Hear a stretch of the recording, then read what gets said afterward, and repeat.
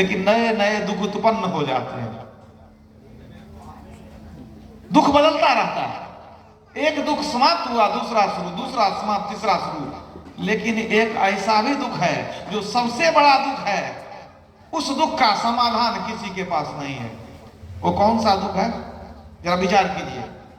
मान लीजिए आपके जीवन में जो जो दुख है अगर पूछा जाए तो दो चार दुख गिना दीजिएगा, हो सकता है कि उसका समाधान निकल जाए। लेकिन कभी आपने विचार किया कि सबसे बड़ा दुख क्या है?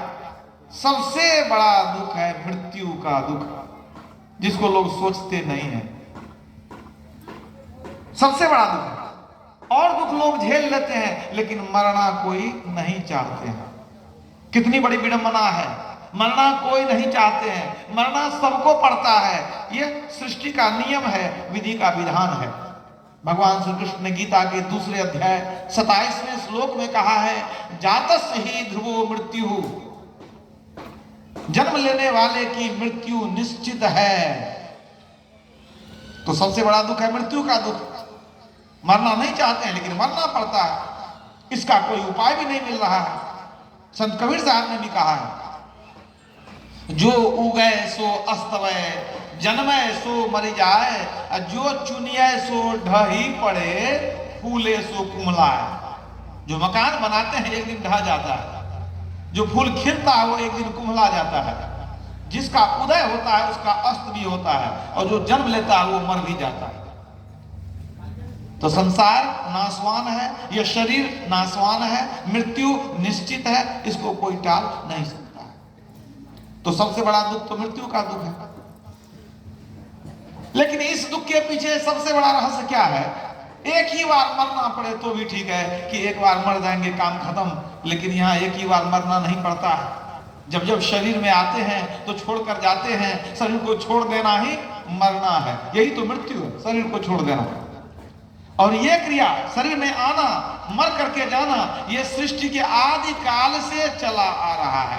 मतलब हम लोग कितनी बार जन्म लिए, कितनी बार मरे हैं, इसकी कोई गिनती नहीं है। भगवान बुद्ध ने कहा था, तुम इतनी बार मर चुके हो कि अगर तुम्हारे सभी शरीरों के हड्डियों को एक जगह जमा कर दिया जाए, वो पर्वत से भी ऊंचा हो जाएगा।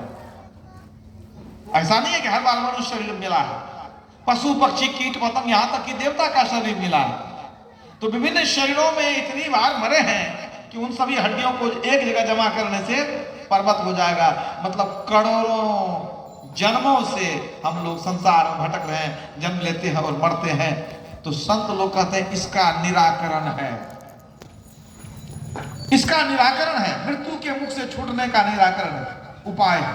इसी को मोक्ष मुक्ति या निर्वाण कहते हैं।